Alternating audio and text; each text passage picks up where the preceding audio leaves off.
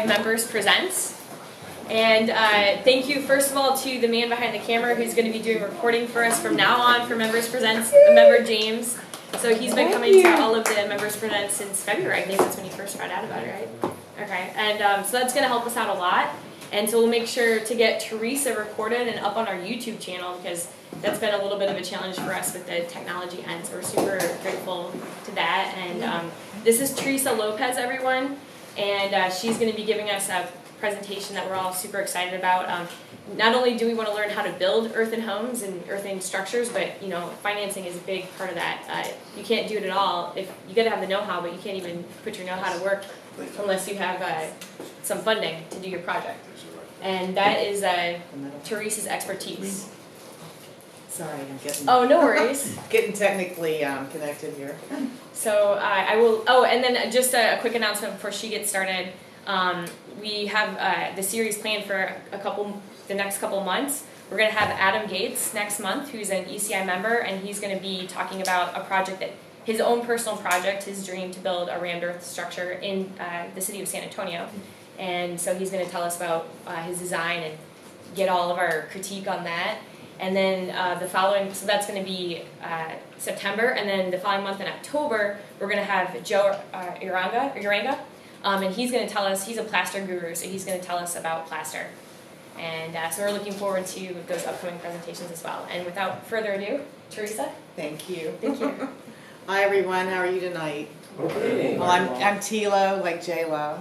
And I'm Brandon, I don't care what she says. And I'm a recovering mortgage banker. That's how I always come off and introducing myself because I'm still recovering from, from all of the regulations, and it's unbelievable. It's a hodgepodge of real big challenges in the industry. So what I'm covering today is a super deep dive, guys. I've tried to simplify it. I've tried to make it more simple. But the truth is it's a complex subject. You're talking economics, finance, appraisal, valuations, the green building, and the economics of it and what it all means. And I want to say how honored I feel to be standing up here today because this is my absolute favorite building block. And I believe that it feels better, it's more healthy for the human body, it's more resilient than other green built kind of structures. And my next home is going to be an earthen block or a rammed earth home. So I'm really appreciating the work that you guys are doing. So I am a Green Initiative subject matter expert. I've been on the SME for Fannie Mae, for Freddie Mac, for HUD, for the Appraisal Foundation, which is where I did a lot of my policy work in Washington, D.C. and with the Appraisal Foundation to get what I'm about to show you approved nationally to be able to standardize it. I've been in the mortgage business since I won't even tell you. I'll say during the Carter administration, okay? That's far enough back. But I have been doing green buildings since 1998. In 1998, I started my own mortgage company. I had 3 branches in Santa Fe, New Mexico, and then where were they? In Boulder, Colorado, Santa Fe, and then Telluride. And then continued on the path of green building. I kind of drank the Kool-Aid, and some of the first projects that I funded were earthships and polystyrene foam domes and what I call the bleeding edge. And thank goodness for building science coming along and kind of improving the whole, the whole building performance modeling side, which helped me to do the work that I've created today. So without further ado, I'm going to go to the problem we're solving. So what is the problem? So there's a lot of problems. I could sit here for 2 days and go over the problems, but what I kind of narrowed this down to is three buckets that we're solving. So the first thing is training and mobilizing the market for a workforce that understands this. You've got appraisers that have no clue. You've got lenders who really could care less. They're just transaction-based mindset, and they just brush all through this. And most of them are actually backwards in their intuitive process of thinking that this is a problem, that it's going to cause, there's that green building is bad. As an example, I got a call from a couple in Dallas literally 3 months ago.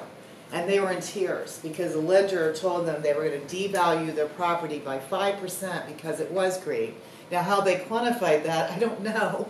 But this happens a lot where people's dream gets busted, they can't complete the project, or they have to compromise the type of project and the performance modeling that they want just because the lenders dictate to them, and that's just wrong. You know, they need to understand that this actually mitigates risks, and incentivized capital actually brings people to the table who want to, you know, support the project, and they're going to pretty much be less risky than a normal loan is, and that's for a lot of reasons. You've got your energy bills are lower, your cost of improvement, you know, all of your bills and your operations and maintenance is not. I'm sorry, guys.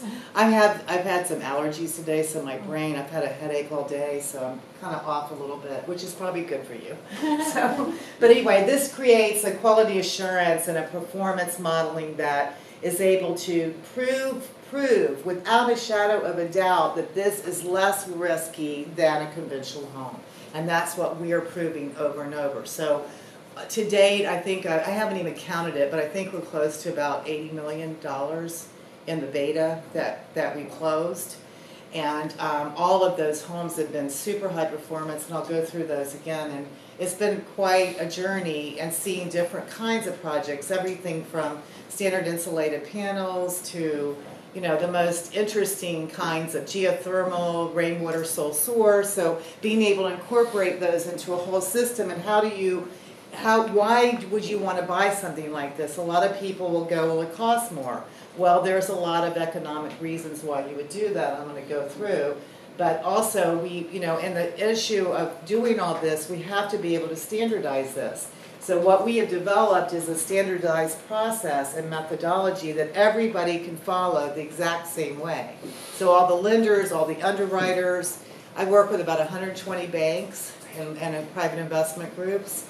And I've had absolutely zero issues with the appraisals because they're done so well. So what we're finding is that appraisers are actually more competent that do the green appraisals because they wouldn't do it unless they were competent. The guys that aren't competent don't want to engage in it because it's harder to do. So everyone asks me, why do you do this? Because it's more work. Well, because it is more work, that's true, but when you drink the Kool-Aid like I have, you just can't go back, you know, so you just keep going forward. But the reality is it's getting easier now. I think we have upwards of about 125 appraisers approved to be able to do this in 9 states. So we're growing it little by little. So I've created a whole platform that you can now get your appraisal done in whatever city you want, from wherever, whatever kind of project, it does not matter. Next. So what we're seeing is this trend of ground discount, and I'm going to show you what that looks like in an appraisal. That's called a condition of the property. So a condition of the property is one analytic that appraisers use to see how much deferred maintenance and how much of the property is declining in value, if it will affect the declining value. Now you can go through any city in America, USA, anywhere, and you're going to see tons of homes, right, that are kind of falling down. That's what we call a ground discount. So these homes have high maintenance and energy operating costs. They're what we consider a low quality asset, and they're declining in regional markets, so the values are actually going down. We're actually seeing this. The first trend that happened when I started to realize this was in commercial, and now it's trickling into the residential market. So about 40% of our building stock nationally are brown discounts. They're actually going down in value. As more inventory for green premium goes up, it's starting to adopt. We're seeing this in Austin like big time. We're having hardly any adjustments on the appraisals. They're all holding their value. They're actually appreciating better than conventional homes. So now we have enough data that we can now see the trends and what's happening and how this is affecting the market. So we're at that tipping point now, and what we're seeing is that mortgage write-downs are going to become more and more relevant as we move forward, because people are not going to are not putting more money into their homes to fix them. So this is where the green market and projects that are meant to last are going to continue to appreciate and be what I call a better, a better investment and a premium value. So what is the appraisal challenge? Well, the appraisal challenge is does anyone know the different kinds of appraisals that are out there? So the general one that we use for residential is called a paired sales analysis. A paired sales analysis means we're comparing apple to apple. So we're taking your home and we're trying to fit it in a box of other homes that aren't green, that have no performance modeling, that are actually brown discounted homes. They might be 80 years old, 100 years old, and this house is brand new, and it's a very high performance home. So there's a missing comparable sales data. Now, in San Antonio, you're seeing more and more of the market here that's starting to mirror what Austin did.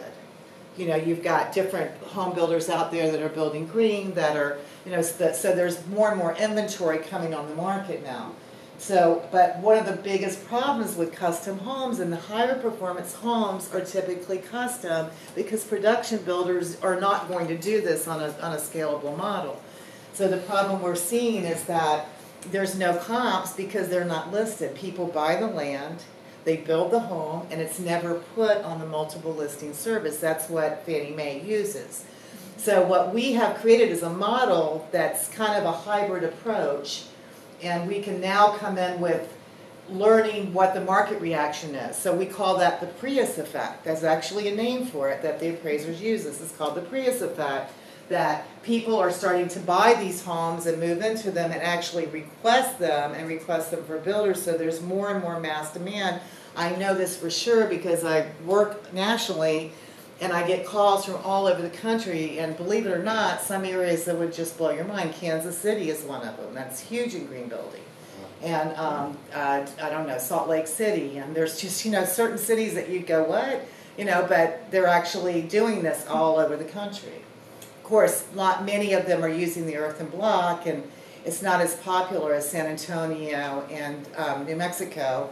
For obvious reasons, this is kind of a blend of your current architecture, whereas on the East Coast it may not fit as well, although I think it should.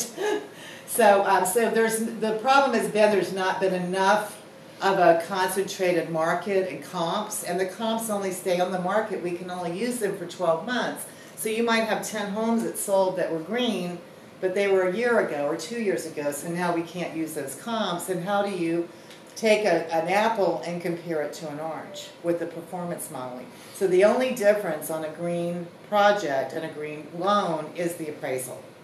But that appraisal value can translate to a better interest rate. So that's where it gets very fun and interesting. And that's where the economic piece comes in. So comps are comparisons? Yes. So we're comparing what's listed on the multiple listing service. So you realize how absolutely restrictive this process is, because you're looking at things that are not even comparable to the subject property, and they're homes that are older in older neighborhoods, so it becomes really a challenge. So we came up with a way to do this. So we found, we have to find competent and appraisers. So I hired a appraisal management company out of Salt Lake City, Utah, primarily because they had a lot of passion to do it and no one else would do it.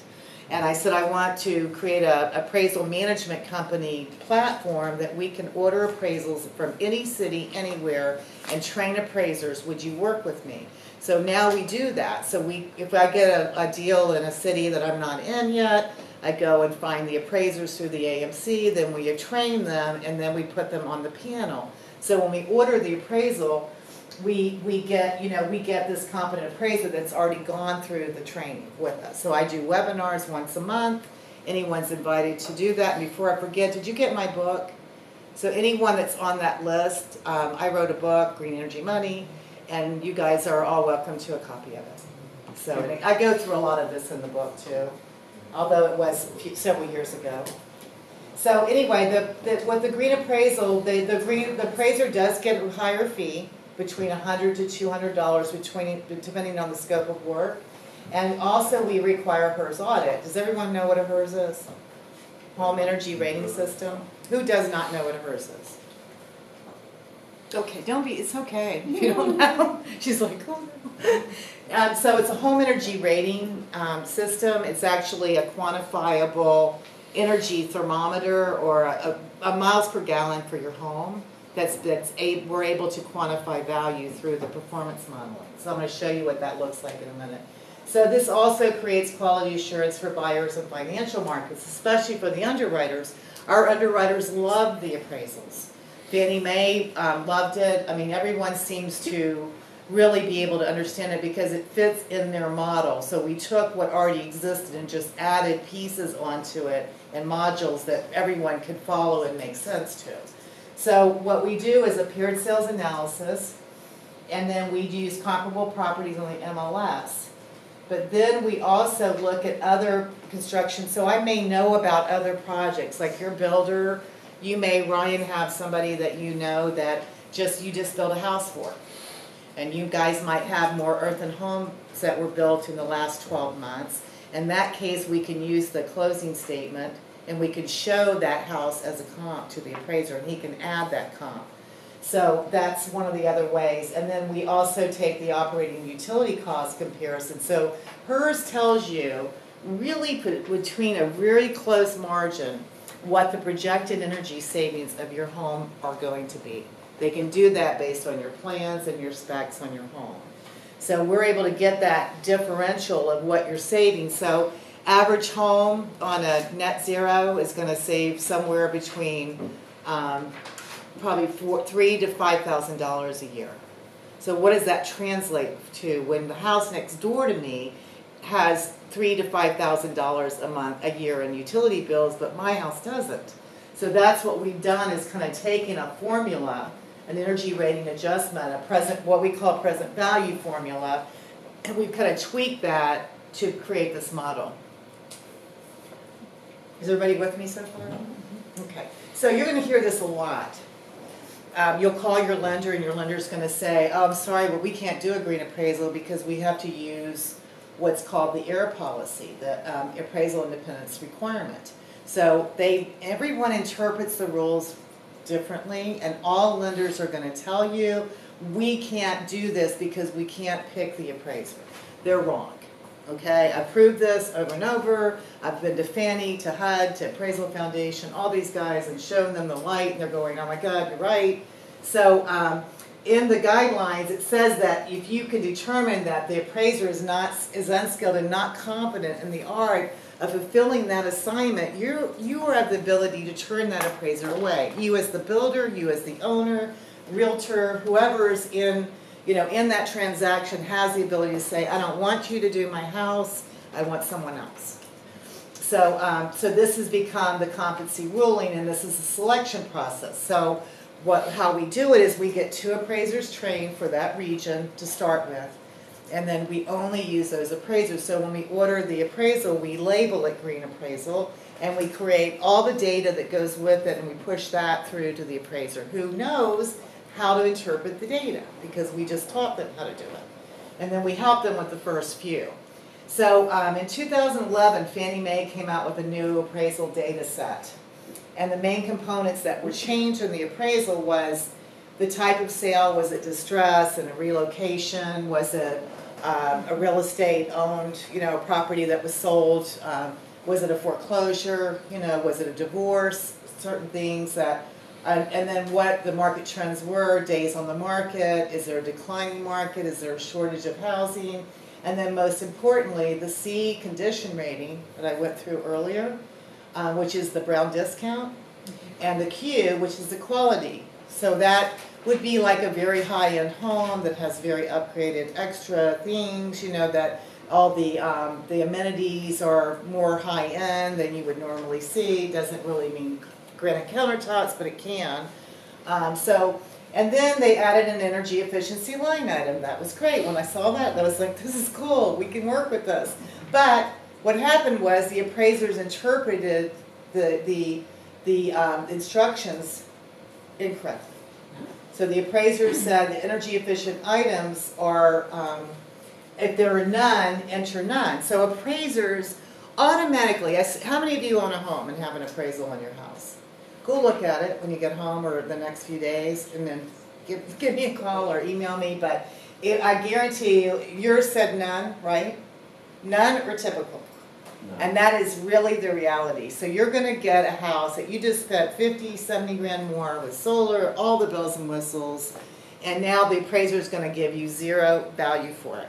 So deals bust out, people give up their dreams, they call me in tears, you know, I didn't know this, because they don't know it's a problem. And frankly, neither did I. When I first started doing this, I was working on a green funding, $100 million fund, and then I realized we couldn't get the fund started because no one knew how to appraise the houses. So we had to go back to the starting point and recreate the technology and the analytics for this.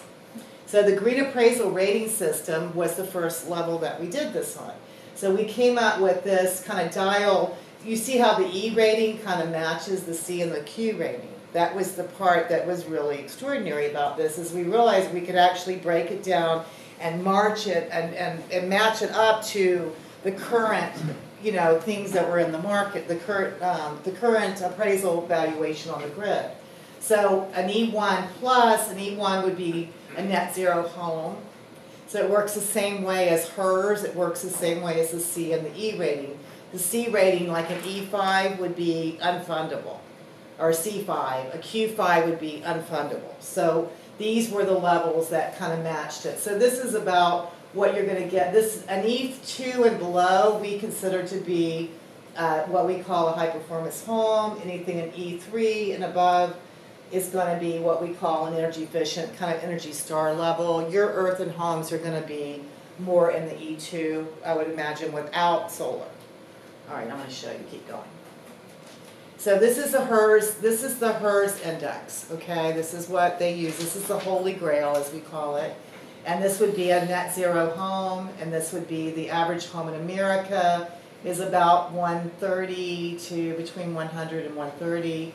A standard new home is running around 100 now in San Antonio and Austin. Well, pretty much most of Texas, except the guys out in the, you know, in the rural areas who aren't complying with any of it. No one can police them on it or, you know, look at any compliance on it. So most of them are building at the HERS IECC, or the IECC 15 code. When is 18 being rolled out? Anyone know? October 1st. Yay! Then what's that going to look like? I got to get to with you guys in the I'm interested in learning more about the IECC thing. So if you're building at 15 code, you're going to be about here at a HERS 68. So that's going to translate to about 50% energy reduction compared to a normal home. So it kind of works intuitively, where you're going to see that, you know, that high performance is really below, in my world, below 65. So this is a miles per gallon per home. It's based on energy consumption level, and this is also recognized by Fannie, by HUD, by FHA, and VA. In fact, VA, if you're building a green home, you have to have a HERS on the energy loan, which FHA has the only program out there that I think is worthy of mention. Anyway, so we took all those things together and we came up with a way to do it. So what we did is we matched the E rating with the HERS rating, and we also matched it with building codes and different building codes. Why did we do that? Because the comps were never noted. Even when the realtor knew it was a green home, didn't know how to write the listing. So there was no data on any of the MLSs. So when you look at an MLS, you know, you're going to see, you know, maybe it's a green home, they won't, you know, maybe it's got a HERS. If you find a HERS on a comp, you're really, really lucky. So how do you compare these when you don't have, you know, when you don't have the building code? So what happens is the appraisers come in and we say, okay, if you can't find it, find out what year the house was built. So the comps, because we're giving them the data here for the subject property, your home, right? What they don't have is the data for the comps. That's been the problem, okay? So now we're going to take this and say that if it was built in 09, it's an IECC 09 home. There's nothing noted on the comps. In the MLS, it says any upgrades were ever done to this home. So now our appraisers can do the assumption that this is an E4, okay? Because it's an 87. So it's actually an E3. So this is E1. Would be below hers, and actually I have done minus hers, minus 10, minus 1. Did the first one in Austin that was minus 1. So these are the different codes. So living building challenge, of course, is one of the hardest ones. Energy, zero energy home. I'm missing a few, but how many can you list? There's tons of them. I wish we could just come up with one standard and use it. It's just maddening to have to go through this because I've got to go back and train the appraisers and the underwriters and the processors, and this is way over their what they signed up to do, I think. So so this is the energy code, and then this is the couple. So go to the next one. So we take the HERS and we take these. So this HERS report gives us what the annual savings were. It also tells us what the emissions are, CO2. It tells us what, and actually the average home in America, the older home, are emitting, and I did the data on this, 32 to 42 carbon tons a year. So they're actually emitting, the houses emit more than cars. People don't realize this, but buildings are actually, you know, there's a lot of emissions happening there. So we use all these points of data, and this tells us what the annual savings are. And then this report, HERS has about 200 reports for each one, each time you order it. So you have to specify which reports you want. And so those 2 points of data we've taken, and now we're going to add them together. Okay? That's going to give us the baseline on what the average home in that neighborhood with that square footage and that vintage is using. Okay? So now the appraiser has a baseline. Okay? So my house is operating at 2,400, but the other houses are operating at 6,100. Does that make sense? Everybody with me? Did I lose anyone? Are you sure? Okay. Next. So then we go. This actually came from my calculator, greenenergy.money. There's calculators under the homeowners section, and you can go in and play with them. They're actually kind of fun. This is an IPV of analysis. We call this the incremental property value. There's several. There's one that's accelerated mortgage payment, like how you can use your energy savings to pay off your loan faster. And then, you know, there's some simple calculators up there too, but we go with this one. So we're going to use the present value. We also do the dollar for energy reduction. So if you want to cheat, here's the formula. It's very simple. For every dollar you save is equal to about $15 in value to your home. Okay, so if you're saving $1,000 a year, it's going to be $15,000 in value. So that's kind of the formula. There are other adjustments, but that's kind of the skinny dip on it. So of course, in this case, they were saving. We rounded this up, so they were saving $313 a month in energy savings. So that calculated out to $47,000. So on my calculator, we use the IPV, which is the blended rate. And we tell the appraisers that they can round up or down either way. So if it comes in a little bit like this one, you can round it up to 50. Most of them round up, not down. And then the subject property would be an E2 or an E1. So then they can now find the comps. I don't want to get too deep on this, but anyway, this is kind of the whole piece on it. But what also is interesting is this is how much the future value of this home is worth over the next 20 years. So, and the other thing that I think is kind of interesting is the fact that these guys put in about $75,000 in extra value, including this, but they did a lot of upgrades that normal people wouldn't do.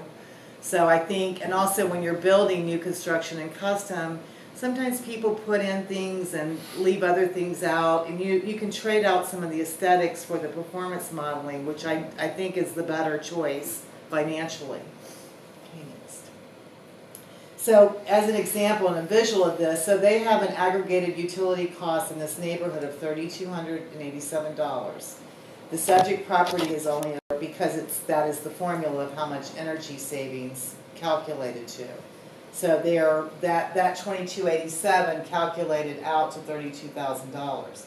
Now, that doesn't include the tax credits. If you include the solar tax credits, they actually absorbed 77% of the value. I think that's pretty good. as an example, if you put in a kitchen, are you going to get total value or a swimming pool?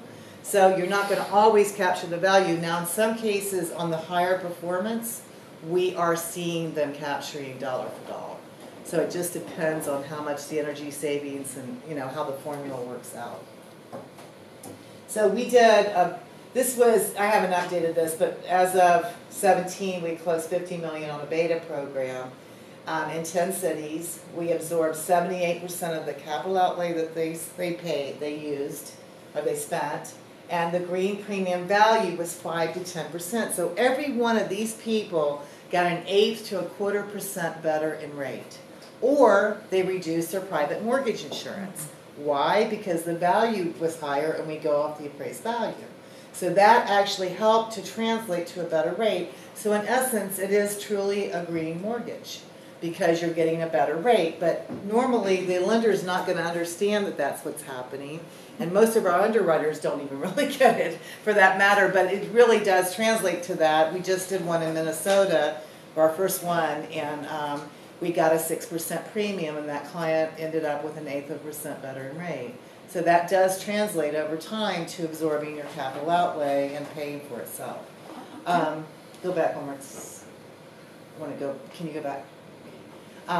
No. Yeah, one more. There you go. So one of the things I want to say is carbon reduction. Year over year, we saved almost 1,000 tons of carbon in this prototype. Now, this is a really cool story because that can translate to carbon credits in the future. That's something I'm working on the gym loan, and that's the next generation. But the energy savings was $170K a year, $170,000 that these homeowners saved collectively, aggregated over, and that's pretty good for 1 year. So that's the other part of the story. Not only do they get a better rate, and they're all conventional rates. So there's no secret sauce. I close these with Chase, with Fannie, with Freddie, with Penny Mac, with SunTrust, with every guy you see on the street. We do fund with a lot of different banks and have had, as I said again, 0 issues. We had 1 appraisal that had a review underwriting requirement. And that's a pretty good statement. Nobody in the lending industry can even say that on a conventional level. But that's because we have more competent people doing them. That's the reason for it. And if you see, I don't know if y'all saw, but the energy cost on each home, $27, $15. Well, that is really the utility cost surcharges for the taxes and the hookup. It's not a really energy bill. So we are, you know, comping that out, but they're still, you know, they really are at 0 energy, most of them. So this was I threw this in here because it was a San Antonio property that we just did, and I thought it'd be an interesting story. The veteran came to me, couldn't sell his home. It was an existing home, and it had solar, and he had greened it up. He spent about, I don't know, 50 or 60K, and his appraisal kept busting out. So I came back, and I had a green appraisal done, and then he sold the house and it to another veteran. Well, VA will not allow me to use my appraisal panel. I have to go through their panel. I'm still battling that. I don't think I'm going to get that one done in my lifetime, but anyway, so what we did was a conventional appraisal, and we put that in the portal on the VA website, you know, on the website where we ordered the appraisal, and lo and behold, the VA appraisal actually used the comps and came up not directly using the standardized model, but indirectly ended up valuing the home and the sale went through. And this was a wonderful story. So, and now I'm funding his green home. The seller was doing this to build a green home, and I'm doing his loan now. So I learned how to do VA kind of on the back end. So this was, see where it said none? No. There you go. So this was the one that busted out on the sale. Go to the next one. Can y'all see that okay? This one, they didn't do the adjustments as per the appraiser that we did prior to this, but they did use the comps, and they were able they did adjustments up instead of adjusted down. See, appraisers can adjust up or down to make their model work. In this case, they adjusted up, where the other appraiser that was veteran approved appraiser did not adjust up, he adjusted down, which, you know, the appraisal came in $30,000 low, and ours worked. So, next, please. And this is one of my beloved builders in Austin. They build a lot in the Hill Country, in Fredericksburg and Kerrville as well. And this was Fine Homes magazine. It got a pick for the Fine Homes House of the Year, Smart Home of the Year rather. It was geothermal, solar, rainwater sole source. There was no hookup to any water except their rainwater, and their monthly energy bill was $25. Next one. And this guy, he came to me because he couldn't get approved for his mortgage. The lender came back that did his construction lending, and that was before I knew Native when they were building the house, and he said, we can't close this loan because we don't do rainwater. We have no lender that'll do the rainwater with no hookup to anything. And also, we came in $150,000 low on the appraisal. So the guy called me, he was an engineer, and he said, I don't know why this is happening, but you know, I can't get my appraisal done, and I don't know if you can do it. And he didn't believe me, he was a non-believer, but we did it. We came in at 160 grand more in value, and we did it with rainwater, and he got 3 7/8 rate. So, and they were offering him with the bank 5-year loan at 6.5. So this is what's happening. So here's another one that was a $25,000 green premium. At the energy was $19. Actually, you saw this house, Steve. It's Eddie Thomas's house. Mm-hmm. So next one, it was a hers 42. No, that's not the right one. Yeah, it was. Okay, so here's where we did the different. You can see that E1, E2, E3 doesn't translate to across the board adjustment. It depends on the level of the rating. But you can see here's the C rating. Remember I talked about that? And here's the Q rating. But these are the other line items that the appraiser can actually use. But this was a HERS 9. It was really fabulous home, rainwater, solar swimming pool. This was a home I did in Dallas. It's a green lab home. This was a prototype for a designer, and it was they donated a lot of money. And anyway, it's in downtown Dallas, and we were able to get a $47,000 adjustment on that value. And here's where you see across the line. See if you did. Go back one more time. Yep. See if there was adjustment there. I wanted to show you what that looks like. See, this one I argued with the appraiser about it because I said you're calling this a Q2, it should have been a Q1 because the quality of construction, because everyone had donated materials and they were very high end. And I know they were higher end than these other comps were, but you know, sometimes you got to pick your battle. So this one is David Martin Homes in Austin. This is a community of rainwater and solar. They have a solar swimming pool. They have a community garden. It's also rainwater, a rainwater swimming pool. It's fantastic to go swimming in. No chlorine, no salt. It's just perfect. And this one, when David first came to me, he couldn't get any appraisals done. They were all busting out. Every appraiser that did the appraisals was coming in way low. So we were able to turn it around, and now he's actually getting a higher profit margin year over year because we're able to keep up with his value going up, you know, as well. So that's another thing that has to be considered. But he got a premium of 9.5%. So, and then this one was, you know, another adjustment here. And again, they didn't do any. Appraisers are somehow afraid of all this, you know, to do these adjustments. Some are, some aren't. Another consideration you have to look at is the year it was built, you know, when it was sold. So I want to just share with you some, like Fannie Mae does have a call to action. It's a lame, you know, in my opinion, but at least it's something where you can put in a product code as the lender and you can get a $250, well now it's $500 credit, lender credit.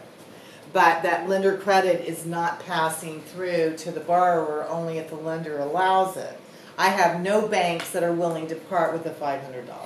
That's the one problem. Second problem is they don't want to give Fannie Mae the data and register it because they're afraid that Fannie will go through and look at the loan and find something wrong with it.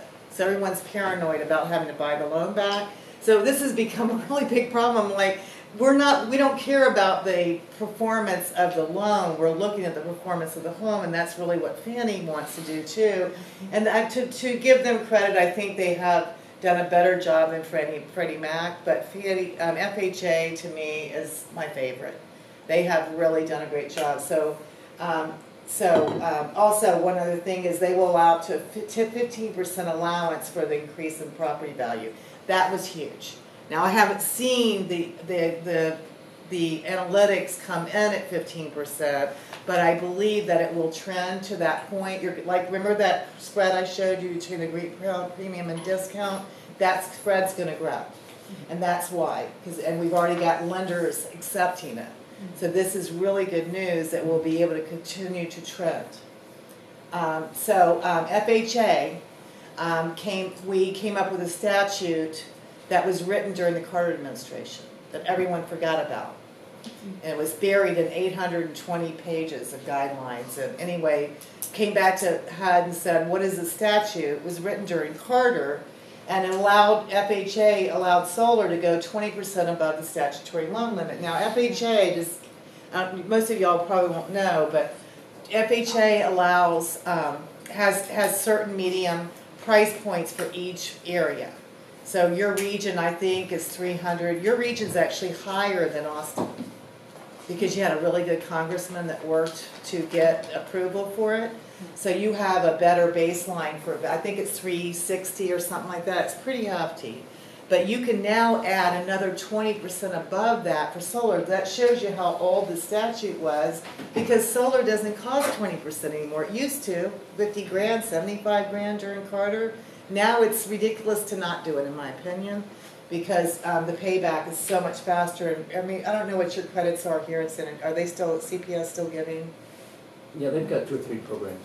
You have the best program solar here, and best for green building, I think, better than Austin for sure. So there's no appraisal valuation required. So we do not include solar in the appraisal. This is really a beautiful story. We use the solar contract. So we'll lend 97.5% loan to value and 100% on the solar, and people don't have to qualify for it. So you don't have to qualify for that solar pay, or that extra. So if your solar costs $20K and your payment's $140 more a month, we're not going to count that $140 against you because we know you have no utility bill, and which is why a HERS is required on this type of loan. So low-income families can now upgrade their home to offset their energy cost. So that FHA statute would apply to renovating existing homes or not? Well, only owner-occupied. FHA does not allow investors. So you have to be owner-occupied. But the banks would recognize that? Yes. If Well, the banks won't, but they will when I tell them to do it. But Okay. they have to show them the statute. I have a whole lending package that I have to go through from time to time and educate groups of people when I'm doing certain projects. So yeah, they have to, it's in the guidelines that they will allow up to 20% of the cost, but you don't need 20% anymore. That'd be 60 grand on a $300,000 house. Well, I was looking at the 5% for energy upgrades. Yeah, that's, which is independent of solar. yeah, well that's a given. Now that's the horrible part of the story, is that we tried to get this changed up to match Fannie and Freddie, which are 15, and they won't change it. It's like act of God. You have to get legislation through HUD in order for this to happen. Well, in this market, that's not going to happen. Actually, for re-roofing an older home, you might need 20% to put solar on it. Because you might have to beef up the structure or do something. Well, they won't include the roof in that cost. They only take the solar contract. But the really cool part of this is you don't have to have an appraiser appraise it with the solar anymore. For FHA only. That's really the only advantage in mine. But I still do a green appraisal on them anyway, and I still do the adjustments, and I've had no issue with it, so far. So So this is my contact information. You get a free book. Please sign up for my blog. I promise to start writing them again soon. I haven't written one in four or 5 months. I've been kind of remiss of doing. I really haven't had anything good to say. That's why, you know. But anyway, I will. You can, you know, get the blog, and there's a lot of resources on the website. And does anyone have any questions? Did I lose you? Was it okay? Can I ask this? Sure. Can you tell me again, how do you acquire this, the neighborhood average energy? We take what the energy save. See, the HERS does when they do their analysis, they're looking at the vintage of and the neighborhood. They're looking at the utility kilowatt cost of your region. They're looking at about probably 200 points of data. All right. So they come up with. They come up with that. They come up with the number. So we use The HERS number. we use the energy savings and the energy cost. We add those together because they're also doing this on the average square footage too. So we can make this. That's what's great how it all worked out. Because when I was starting to do this, like, how is this all going to work? And then it was like, wait a minute, this HERS, we can do it this way, and it just kind of fell into place. And it's a really beautiful methodology that I've had wonderful results with. I gotta say, we haven't had one deal that hasn't worked doing this. So, it's happening. Great. Thank you guys very much. Thanks, Teresa. I look forward to supporting you.